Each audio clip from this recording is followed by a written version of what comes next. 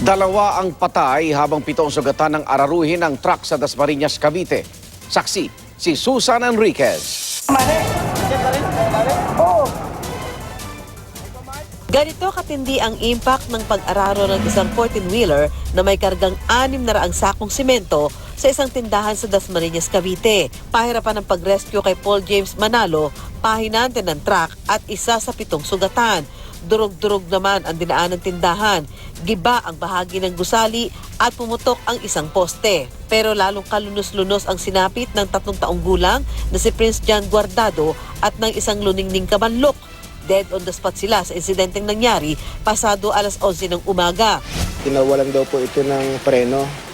Nung nawalan po ito ng preno, ma'am, pagbaling niya po sa kaliwa, meron pong tinamaang tindahan na nandun po yung 2 biktima po natin na on the spot na namatay po.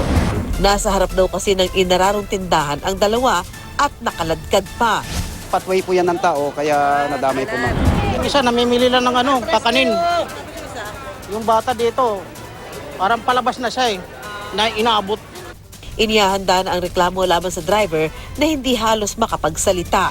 Daming tao. Iniwas ko sa maraming Iniwas niyo tapos po?